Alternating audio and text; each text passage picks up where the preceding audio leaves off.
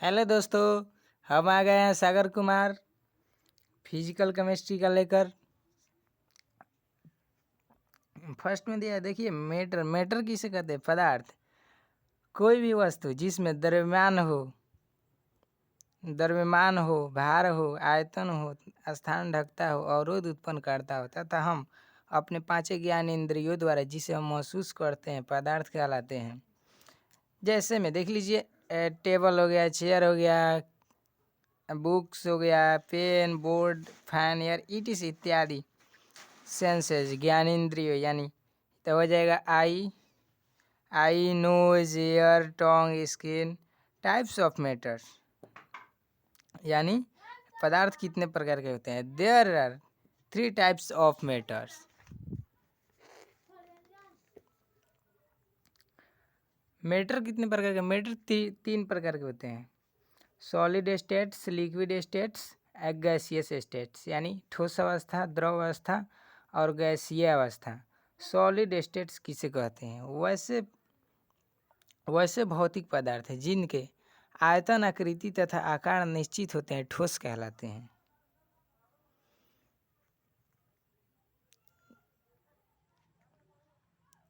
इनके अंतः आणविक दूरियां बढ़ती है। ये अंतः आणविक स्थान बढ़ता है, अंतः आणविक बल घटता है।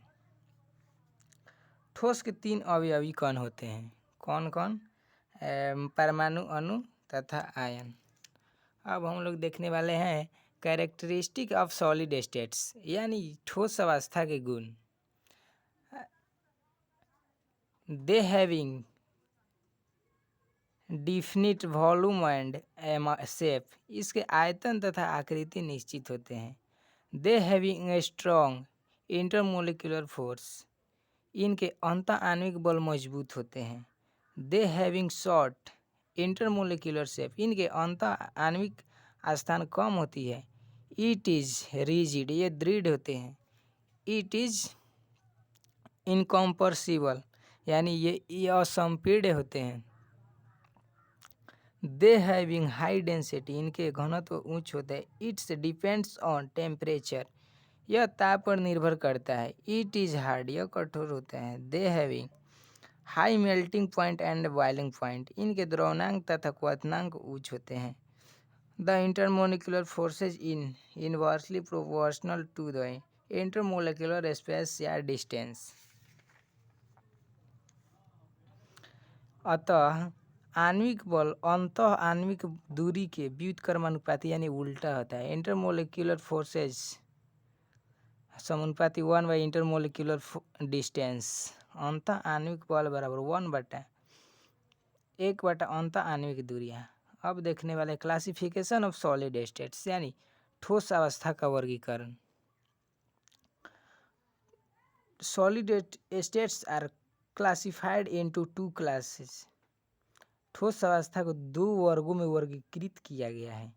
एक में क्रिस्टलाइन सॉलिड, 2 में नॉन क्रिस्टलाइन यानी क्रिस्टलीय ठोस और अक्रिस्टलीय ठोस।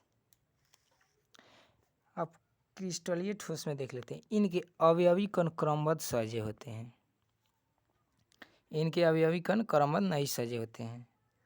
क्रिस्टलाइन सॉलिड, और इसको और भी एक नाम से जाना जाता है, true solid. Such types of constituent particles are arranged in order with definite geometry is called crystalline solid। यानी वैसे ठोस जिनके अवयवी कण निश्चित ज्यामिति के साथ क्रमबद्ध सजे होते हैं, क्रिस्टलीय ठोस कहलाते हैं। जैसे में Al2O3, KCl, NaCl, sugar, Ag, K, quartz etc। अब देखने वाले हैं हम लोग नॉन क्रिस्टलाइन सॉलिड यानी अक्रिस्टलीय ठोस। इसको और एक नाम से जाना जाता है एमॉर्फस सॉलिड यानी बेरवेदार ठोस। इसको स्यूडो सॉलिड भी कहते हैं यानी छद्म ठोस।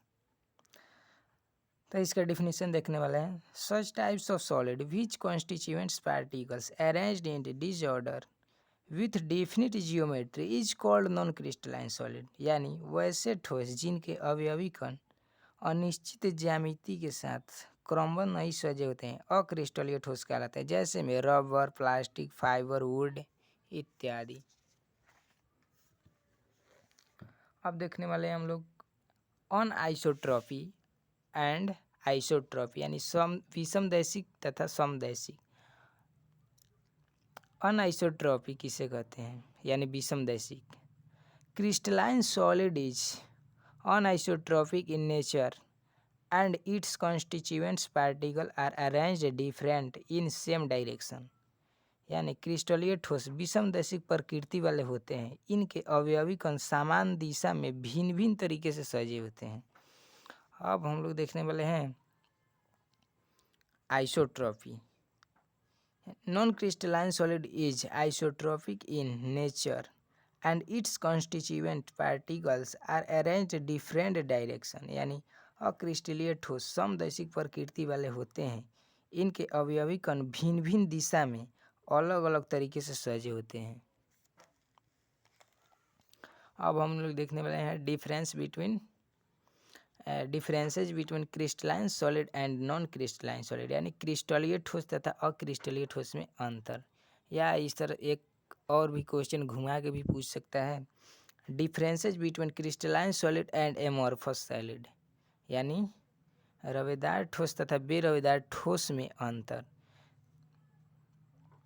क्रिस्टलाइन सॉलिड एक तरफ, एक amorphous solid. Its constituents particles are arranged in order, its constituents particles arranged in disorder, यानी इसमें इनके अवयवी कण क्रमबद्ध सजे होते हैं, इसमें इनके अवयवी कण क्रमबद्ध नहीं सजे होते हैं।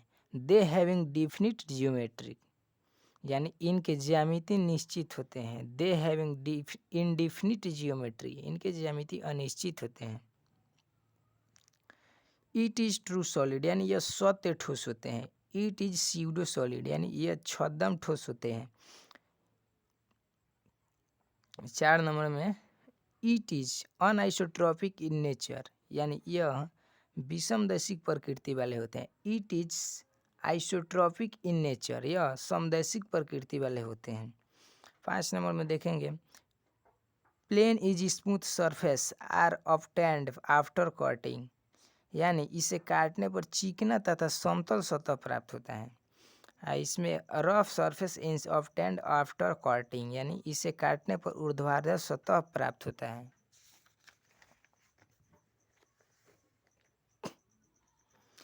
They having long range order, यानी ये दीर्घ प्रास वाले होते हैं। और इसमें जाए they having short range order, यानी ये लघु प्रास वाले होते हैं। 7 number they having short melting point, they having short melting point. They do not having short melting point, इनके द्रवनांक उच्च होते हैं, इसमें इनके द्रवनांक उच्च नहीं होते हैं। इनकी संलग्न ऊष्मा उच्च होती है, इनकी संलग्न ऊष्मा उच्च नहीं होती है। सम इम्पोर्टेंट्स कंपोनेंट्स, यानी कुछ महत्वपूर्ण अवयव। कोवैलेंट बॉन्ड, यानी सहसंयोजक बंधन। A bond which is formed between two atoms by the sharing of electrons is called covalent bond, यानी दो परमाणुओं के बीच इलेक्ट्रॉन के साझेदारी के फलस्वरूप बने बंधन को सहसंयोजक बंधन कहा जाता है। जैसे में हाइड्रोजन हो गया, क्लोरीन हो गया इत्यादि, ये सब हो गया एग्जाम्पल इसका। अब देखने वाले हैं हम लोग covalent compound.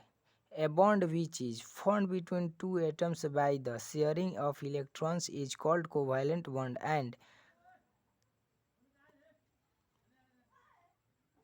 and compounds are covalent compounds, यानी दो परमाणुओं के बीच इलेक्ट्रॉन के साझेदारी के फलस्वरूप बने बंधन को सहसंयोजक बंधन कहा जाता है तथा इससे बने कंपाउंड को, यानी बने यौगिक को सहसंयोजक यौगिक कहा जाता है। अब हम लोग देखने वाले टाइप्स ऑफ कोवैलेंट बॉन्ड, यानी सहसंयोजक बंधन के प्रकार। There are two types of covalent bond. एक में नॉन पोलर बॉन्ड, यानी अध्रुवीय बंधन या नॉन पोलर कोवैलेंट बॉन्ड भी कह सकते हैं। 2 में हो गया पोलर बॉन्ड, यानी ध्रुवीय बंधन, और पोलर कोवैलेंट बॉन्ड, यानी ध्रुवीय सहसंयोजक बंधन। 1 नंबर में अब हम लोग देखने वाले हैं नॉन पोलर बॉन्ड, यानी अध्रुवीय बंधन। A covalent bond which is formed between two same atoms with same electronegativity is called non-polar bond। यानी दो समान विद्युत ऋणात्मकता वाले समान परमाणुओं के बीच सहसंयोजक बंधन को अध्रुवीय सहसंयोजक बंधन कहा जाता है। जैसे में हाइड्रोजन में H2 हो जाएगा, O के बाद O2 हो जाएगा, NN3 के बीच में पोलर बॉन्ड यानी ध्रुवीय बंधन, या इसको और बोलते हैं पोलर कोवैलेंट बॉन्ड कहते हैं। A covalent bond which is formed between two different atoms with different electronegativity is called polar bond. यानी दो भिन्न भिन्न परमाणु, दो भिन्न भिन्न विद्युत ऋणात्मकता वाले भिन्न भिन्न परमाणु के बीच सहसंयोजक बंधन को ध्रुवीय सहसंयोजक बंधन कहा जाता है। आयनिक बॉन्ड अब देखने वाले हम लोग आयनिक बॉन्ड, या इसको इलेक्ट्रो कोवैलेंट बॉन्ड भी बोलते हैं या इलेक्ट्रोस्टैटिक्स बॉन्ड भी बोलते हैं। A bond which is formed between two atoms by the transfer of electrons is called ionic bond. यानी दो परमाणुओं के बीच इलेक्ट्रॉन के स्थानांतरण के फलस्वरूप बने बंधन को आयनिक बंधन कहा जाता है। डाइपोल डाइपोल इंटरेक्शन यानी कीजम, इसको और क्या बोलते हैं, कीजम फोर्स भी बोलते हैं, या द्विध्रुव अन्योन्य क्रिया। Such types of interaction which is acting between positive end of one molecules and negative end of another molecule is called dipole dipole interaction. एक अणु के ऋणात्मक कांत तथा दूसरे अणु के धनात्मक कांत के बीच के अन्योन्य क्रिया को द्विध्रुव अन्योन्य क्रिया कहा जाता है। Dipole dipole interaction is also known as Keesom force, यानी द्विध्रुव अन्योन्य क्रिया को कीजम फोर्स द्वारा भी जाना जाता है। अब देखने वाले हैं यानी डिस्पर्सन फोर्स, यानी इसको और क्या बोला जाता है, लंदन फोर्स भी बोला जाता है। The force by which non-polar molecules are held together is called dispersion force। वैसे बल जिसके द्वारा अध्रुवीय अणु एक साथ बंधे होते हैं विक्षेपण बल कहलाते हैं। Dispersion force is also known as London force, यानी विक्षेपण बल को लंदन बल द्वारा भी जाना जाता है। जैसे में H2N2O2 O3 Cl2 Br2 etc। Van der Waals force, the weak intermolecular forces acting between nuclei of one molecules and electrons of another molecule is called van der Waals force। एक अणु के नाभिक तथा दूसरे अणु के इलेक्ट्रॉन के बीच लगने वाले बल कमजोर अंतः आणविक बल को van der Waals फोर्स कहा जाता है। Hydrogen bonding, a bond which is formed between hydrogen elements that hydrogen atoms or highly electronegativity elements, that is fluorine, oxygen and nitrogen, is called hydrogen bonding। Generally it is denoted by broken line या dotted line। Hydrogen परमाणु तथा उच्च विद्युत ऋणात्मकता वाले तत्व के बीच के बंधन को हाइड्रोजन बंधन का है। सामान्यतः इसे टूटी हुई रेखा या डॉटर लाइन द्वारा सूचित किया जाता है। अब हम लोग क्या बोलते हैं, मेटालिक बॉन्ड यानी धात्विक बंधन। The attraction force acting between metals ion and it's electrons is called metallic bond. धातु आयन तथा इनके इलेक्ट्रॉन के बीच लगने वाले आकर्षण बल को धात्विक बंधन कहा है। जैसे में कॉपर, सिल्वर, सोना, एल्युमिनियम, सोडियम etc। अब देखने वाले types of crystalline solid. There are 4 types of crystalline solid.